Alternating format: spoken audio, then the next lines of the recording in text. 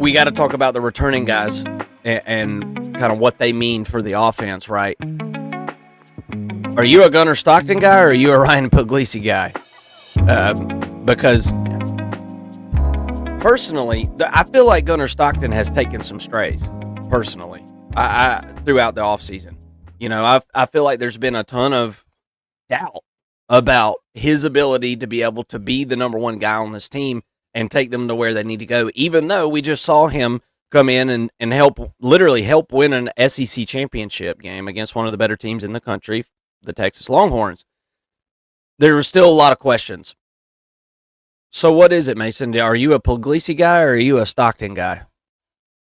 I mean, can't you be both? Can't we be, as Georgia fans, nonpartisan when it comes to our quarterback situations? I mean, I like both of them. Obviously, Puglisi has the higher ceiling. I think that's pretty obvious to say, as just kind of that prototypical sort of quarterback. He seems to be very mobile, huge arm. I like the idea of Puglisi in 2026, and I think that that's fine. I also look at Gunnar Stockton, and the amount of intangibles that this guy has is a perfect fit as a quarterback for a Georgia program.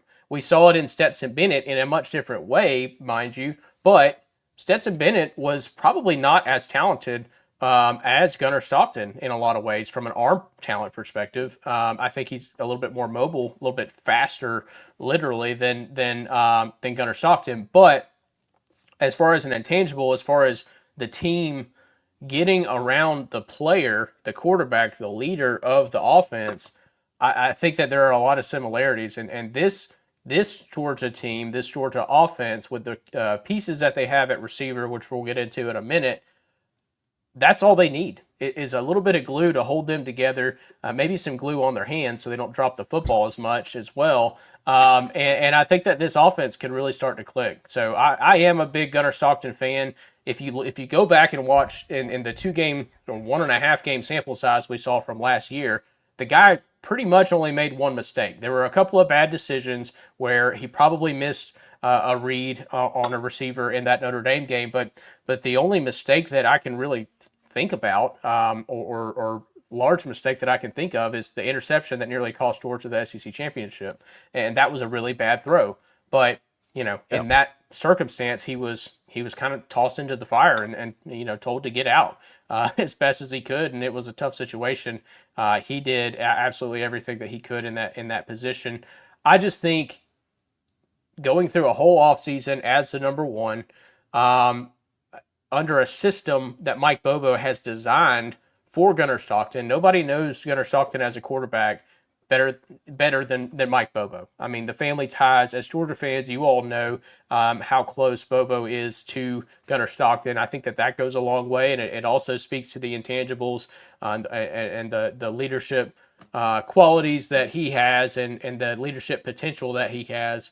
By all accounts, this is Gunnar Stockton's team until it's not. And it's not a knock on Ryan Puglisi, but unless Puglisi was Caleb Williams his freshman year, I don't know that there's a quarterback necessarily that was just going to unseat Gunnar Stockton this year. And until a Tennessee or an Alabama game where maybe we've lost both of those games, and until there's a reason to pull Gunnar Stockton, I don't really see a point in even bringing up the Puglisi discussion. But we're Georgia fans. That's what we do. We talk about the backup quarterback probably more than they should be talked about. We've got a rich history of doing that here as Georgia Bulldogs fans, and it's not untypical, throughout college football for the backup quarterback to be one of the more popular guys on the team, right? And Gunnar Stockton's definitely that. He's got all the Georgia soul built up inside of him. He's a Georgia boy through and through and through and through. And he's a legacy. I mean, he's essentially a legacy player.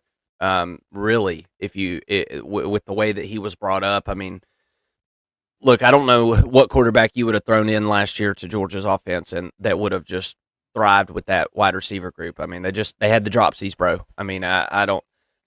Georgia isn't known for their wide receivers anyway. I mean, y'all let me know in the comment section kind of what you think about this situation. We got to move on to the next thing here, and we'll talk more about the offense though. The number one thing that pops out to me, and the number one thing that I've been reading throughout spring, Mason, and the one thing that I've been really keeping an eye on is the offensive line. Um, it was the Ole Miss game last year was absolutely embarrassing. Yeah. The Georgia's offensive throbbed by Ole Miss in that game, and it was the sole reason Georgia lost that game. And it was specifically off of the edges. The interior of the offensive line last year had some star talent. I mean, those guys are going to the NFL, man. Pretty highly rated. Ratledge and the center there as well. That should have been the strength of the offensive line, and even them, I even saw them struggle sometimes last year. But the main struggle was tackles. It was Ernest Green in and out at left tackle last year, in and out, hokey pokey with the Ernest Green, and now they've moved him over to right tackle, which I like. I think that is much more his speed. Okay, that's going to provide him a whole lot better opportunity to be successful there. We got Monroe Freeling over on the left side at tackle. So, look, I think the tackle situation is going to be a lot better this year than what it was last year. But now we've got questions on the interior of the offensive line with the departures that we just talked about. So, Drew Bobo. We just talked about Gunnar Stockton. Drew Bobo is in that same vein. He actually is a legacy player. Obviously, being Mike Bobo's son, and that guy wants to be there. He's got all the attitude that it takes to be successful. I don't know if he's got the God-given ability or if he's developed more from last year. We're going to find out. We're all going to find out together. But I think Georgia is better on the bookends, and I think they're going to be worse on the interior of the offensive line. How well this offense and the run game goes and the offensive line goes is going to depend on, I think, those guys that are going to step into those interior offensive lineman roles and how well they play. I think it's that simple. I like where we're at with tackle. Ernest Green took his lumps last year, man. Everybody saw it, and it was bad. It was bad at times. But getting him over to right tackle, and now that he's got all that experience, I feel like he's going to be much more at home over that position. So I'm hearing some good things about the offensive line, and I'm also hearing some not so good things about the offensive line as well. So really interested to see how the interior offensive line shapes up for Georgia as the spring moves along. Well, going into this spring, I think my immediate reaction and my immediate thought of this offensive line was, my gosh, you're losing Dylan Fairchild, who's going to be a top or a fifth or sixth round pick probably. Jared Wilson, Tate Ratledge, Xavier Truss, they're all going to be 2 to 4, rounds 2 to 4. That's 4 starters that you're losing, um, including Xavier Truss, who has been just a Swiss Army knife for this offensive line for the past three years. I mean, the guy was the sixth offensive lineman for 3 years, it seemed like, and got to start last year for the first time. And so immediately you think, what a huge hole. 80% of your starting line is gone. And then you start to look at the guys who are coming in behind them, right? You got Monroe Freeling, you got Ernest Green, you got Drew Bobo, you got Micah Morris. All 4 of those guys we saw a ton of last year. They've already gotten the snaps. They've already got the experience. And then you throw in presumably the starter right now. I know that this offensive line is going to move around, but right now seems like there's a battle going on between Bo Hughley and Daniel Calhoun. Daniel Calhoun's a redshirt freshman, massive young man who came in last year and was asked to lose some weight. It seems like he's done that, and if he's as talented as we thought he might be coming in, then that's a really good sign. That's a Tate Ratledge type player who is going to fill that right guard slot as a first-year starter potentially this year. So that could be huge. But Micah Morris, he's kind of the guy who's been here the longest time. This is his 5th year with the program. Hasn't had an opportunity to start. He's kind of been a plug-and-play guy, but we've heard a lot about him really since he was a true freshman. So it's kind of, I think Georgia's just had an embarrassment of riches in sort of a log jam in front of him. Otherwise, he would have been starting by now. I think he's a one and done sort of deal here for Georgia as well, and a future NFL guy based on everything we've heard out of him for the past 3 years. But those five guys at offensive line, I think they're going to be fine. I'm worried about the depth behind them. But I'm hearing some good things. Bo Hughley, like I mentioned, Michael Uini, he's another guy who could be ready to play. I'm hearing Cortez Smith and Juan Gaston, the true freshmen, are coming in ready to play. And then the real project, 6'10", 350-pound Jazari Jackson, the offensive tackle who is converting over from basketball. Look, we thought that this would be a 3-year project. It sounds like in year 2 he might be ready to go and might be a guy that they struggle to keep off the field. I think he is that talented. So we've got to get these guys behind the starters some snaps and some reps. But if we do, I think that they will rise to the occasion. That's good to hear. Yeah, I'm very interested to see. I think Georgia's season.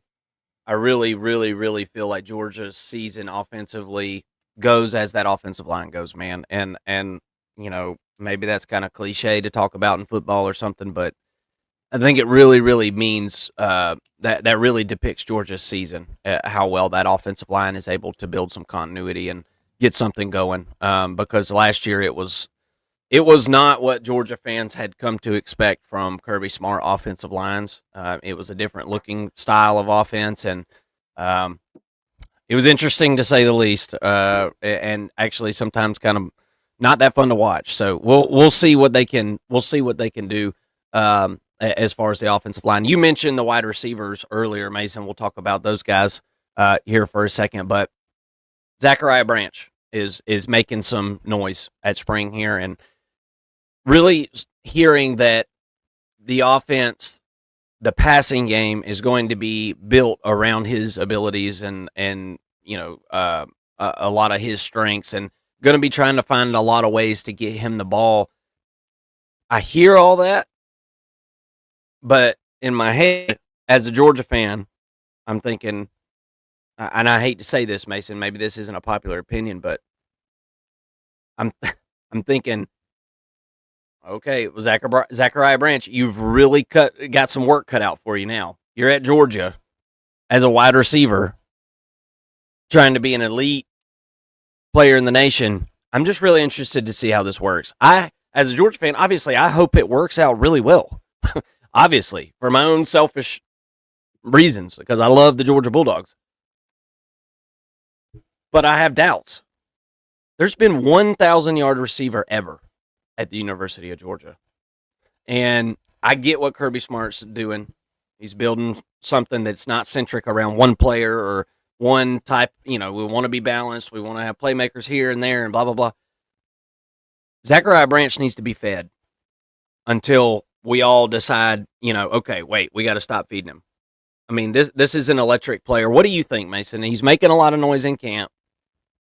But I've seen this before, man, and Georgia is kind of the place where good wide receivers go to die. And not literally die, but maybe Georgia's where good wide receivers go to get arrested. How about that? Yeah. He hasn't been arrested yet. That's a great sign. Noah Thomas, we talked about it before we started recording. Haven't heard much about him in spring, but as a Georgia fan, again, we both were just talking about it. It might even just be a good thing that we're not hearing anything, because we just don't want to hear anything bad. No racing cars, no, getting an argument with your girlfriend and getting a domestic violence, just stay out of the news and let's play football in the fall is kind of my thoughts on it, and we'll see what's up from there. Georgia obviously did well in the transfer portal at the wide receiver position. We'll see how they're able to utilize it. What are your thoughts on the wide receiver position? Seems like there's a pretty good bit of depth, and you got some guys coming back, Dylan Bell, London Humphreys, but these are guys that got hit in the hands with the football last year and couldn't catch it. I'm hearing Dylan Bell's cross-training at running back. You know what I'm saying? So what are you hearing about the wide receiver position and the future of that position starting in 25? Yeah, so I saw where somebody had made a comparison um, between Zachariah Branch and Arian Smith, saying, Zachariah Branch is going to come in and be the next Arian Smith for Georgia. I don't I really hope see not. that. I don't really see that. I see Zachariah Branch as being more of a Dominic Lovett, who is hopefully more capable of catching a ball over the middle of the defense, because I saw a lot of Dominic Lovett, who we also said in spring ball and in fall camp was a guy who's expected to be a huge part of this offense. But every time he got an opportunity to run a slant across the middle of the field and catch the ball, he heard footsteps and he dropped the football. So he kind of got himself out of that game plan. I'm sure it's pretty easy to catch the football on a slant across the middle at practice when you know you're not going to get your block knocked off. But when you get out there in a real game situation, I think Lovett just really struggled with that. You saw a lot of reaching for the ball and not really catching it, up close to your body like you'd like to see on that slant route. So I'm hoping that Zachariah Branch is a little bit more of a Dominic Lovett as far as his role in this offense, but hopefully he has the confidence to catch the football over the middle and trust his quarterback to put him in a good situation. Noah Thomas, like you said, we're not hearing much about him, but what I am hearing is that the starting three wide receivers for Georgia, if they're in a three wide receiver set, it looks to be Noah Thomas, Colby Young, and Zachariah Branch, and that combination gives you a lot of options. You've got the speed with Zachariah Branch, and you've got a lot of length with Noah Thomas, as well as some speed, and then Colby Young, another lengthy receiver, but who can kind of do a little bit of everything. He's a decent route runner. He can go up and get the ball, great hands. And I'm expecting Colby Young and Noah Thomas to kind of both be similar type receivers in that vein. But nonetheless, I think Georgia's got three really good starting wide receivers. And then as far as buzz that I'm hearing behind those three, a lot of it's coming from Talon Taylor, the talented five-star wide receiver coming out of Illinois. It sounds like he's fitting the bill as being not just a technical route runner, a tactician at the wide receiver position, which I already knew that he was, but he's also kind of looking like a guy who's got some juice and can more, kind of like Zachariah Branch, somebody who can take the top off the defense at some point and really be explosive, a George Pickens type. And I guess I didn't really know if he had that in him as a wide receiver. I was thinking of him as more of a technical sort of guy. And then, of course, C.J. Wiley, 6'4" wide receiver as well, true freshman. He's another guy who's getting a lot of buzz. So there's a lot to like in this wide receiver room. It has undergone a complete overhaul for good reason. And I think that they're going to be in excellent shape this year. And then, I'll throw in the tight ends as well. There's not a whole lot changing here. Oscar Delp, Lawson Lucky, those are your guys. Ben Urosic, he's off to the NFL potentially. You've got Jaden Riddell. Sounds like he's taken a leap forward in his second season with the Bulldogs. And then Elias Williams, the five-star by some recruiting services tight end, the number one tight end in the country by some services. He's an absolute freak. I think he's a guy as a red zone target this year while he's trying to get his weight up, this being his first year in college.